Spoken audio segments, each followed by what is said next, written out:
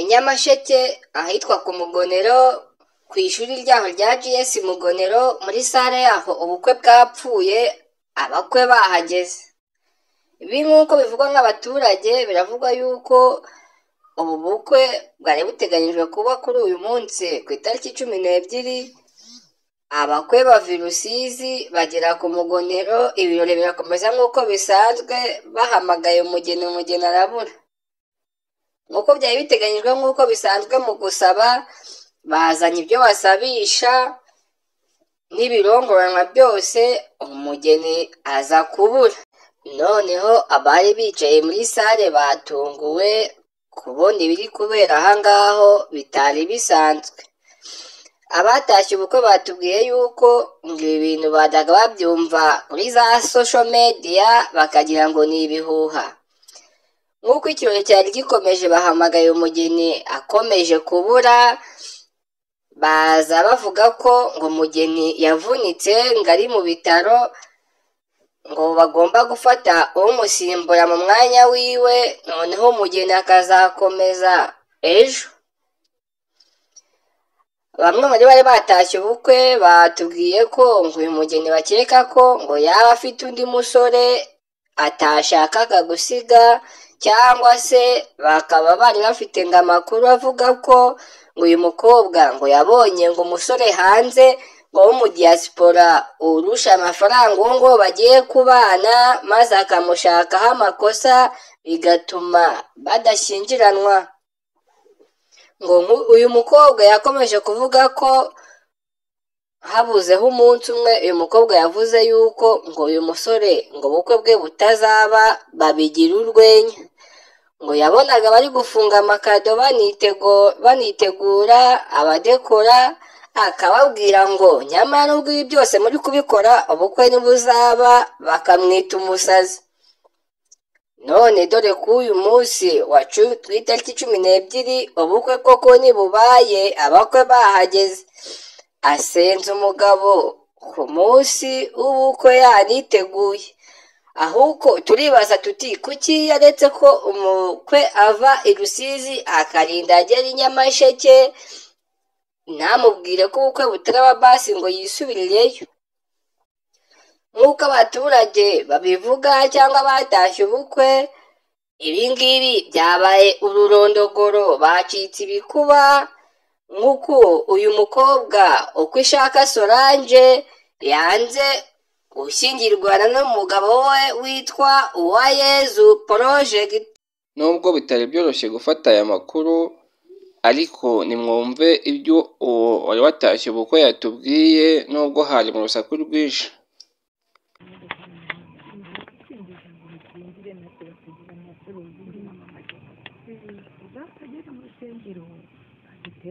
bavuga amagambo, bavuga ukuntu baje gusaba iki kumwe bagira, ariko hakaba ibyo ubona baciye ese ko bajyaga bavuga reka byatangiye gucikamo bageze mu kwa kundi bavuga ko inka bakore bagize gutekereza ubuhungu ntiyivugira inka ntibazivuga amazina. Hari ukuntu bavuga ngo iyi nka yitwa guki, wa wundi wivuga akavuga ati ntakibonye bimeze gutya, ukabona ruhinga nyine avuze kwa kundi arakenya ari kugenda akajya hariya ngo akahesha imigiti n'iki bagahana niba ari inkuru n'ibiti. Ibyo nta byabaye. Hakomeje kubiteje mu kandi ka mwanya, ariko gisubira inyuma uyu Samusoni yageze ahizo nka sinzi ukuntu yikirije ngo zari mu kindi mu kanya asohoka nk'ugiye kwihagarika. Ntiyagaruka urabona ibintu birimo amahoro, barimo babifotora abakura ibyo mubwira bafotora ari igihe umuntu arabifotora, ntabwo ubu ntihari ibyo nafotoye urabisaza mu gusaza ifotoye mu bwonko no mu ntuza no kwiga, ntugire ngo kwiga ni ku ishuri gusa. Hari ibyo ubona ukagenda rwose bikakwereka uko witwara. Imana yatumye mbasha kurekura udufaranga nari mfite nta nandi nkagenda nkamuhereza, ikampamura rero kugira ngo njyeyo ntekereza ngo nanjye ejo, ahubwo njyewe ejo nasanze ibizaba bifite noneho umusaza ashobora kugenda noneho ubwo ndagiye hagurutse ati bavuze ngo umusore ngo niramwereke umusore bari gusaba umusore yaje kumwe bajyaga bagenda bagurana abasore senuye senuzigize kuri aho hari ukuntu babiryoshye ugasanga bazanye batireka da ugasanga ni iby'iwari umukobwa yahagaze senuye n'iki ugasanga abakobwa bari kugenda bagurana urabaza ugasanga bose nyine nturagize noneho ntuvuge ngo barazanye wamugeni n'iki wabo wa wundi wivugira inka ni we wabaye wo kugira nyine wo kuryoshya inyuza birangiye aza akagera bazana umusore ariko umusore we baramuzana umusore we yaje aba ari we kwa kundi babigiramo intuza ntibagira baramwerekana baramusuhuza amaze kumusuhuza aragenda amwereka aho bicara ko bari mugiye kumuzanira umugeni abandi baba bari kumwe bamwe bagiye n'ubundi n'iyi arangije ngo bari kugiye kuzana umugeni noneho igihe bageze mu gihe cy'umugeni nyirindagije arahaguruka ati rwose ati umugeni twagize ikibazo ntabwo yaraye apfikiye ngo akavunika ngo akaba ari kwa muganga ariko ntibagire ikibazo ngo by'umugeni bazamuturaho barazaza ngo bagiye kumuzanira undi muganirizi itari wa wundi yagize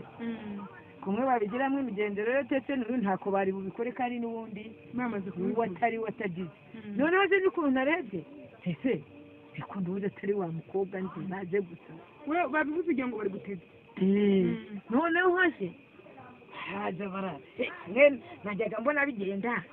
abantu bakoye bakaregera n'utuntu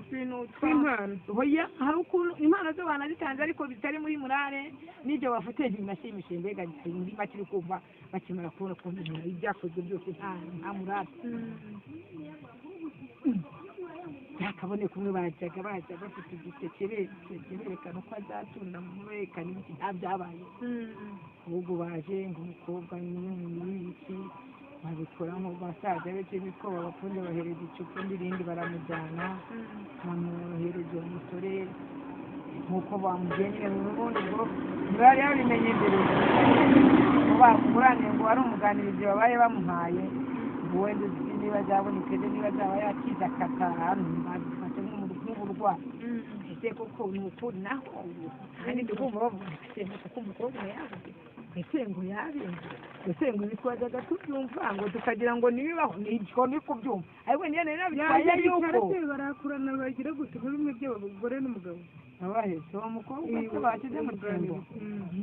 nyine n'umwana wawe wagira niba ari umwana w'umukobwa wamukuru niba inze miryango ariko wabonaga wenda gusa ariko atari we nyine ariko nawe kuvuga ngo ntari we nk'uko nk'uriya mukobwa wanjye uri ku muhanda bamushyiramo mu cyimbo cy'uwari uhari ukabona nyine ya mideli n'iri ku mutwe bitajyanye wowe uwo bajyanye afiteho ibisuko kandi uzi ko ibisuko bimwe nk'ibi by'amaderede atari byo bajyana nk'ikiro nka kiriya noneho nkabona nta bindi bahagarika hano n'iki n'ibyo mugeni n'uwo bari kumwe afite ibirabyo none se tukarumva nyina mama Jonathan nibyo bavuze ni ukuri ubwo twabaye nk'abagoye mu kantu ibyo bavuze ni ukuri umukobwa yavunitse yarwaye yagize gute bizakavuge bya bigambo noneho kubera bya ntekerezo ariho umukobwa bajyanye arakomwa gato ari gusuhuza umugabo we ari ikigotwara nyamara ya mama mbone akaba bose bari umwe akaba ari kubona hariya hirya ukabona bari kwihanagura ntamenya rero umwe akagira yezo imana tabara ntabwo ngo mana tabara intekerezo zijya kure wagira ngo ibindi biganiro twabaye tukibyumvise se tukibona kubona ko bavuze ari ukuri umugeni bazanye utari we n'ameza y'ibyo biriya twasize byuzuye twese twashutse nk'aba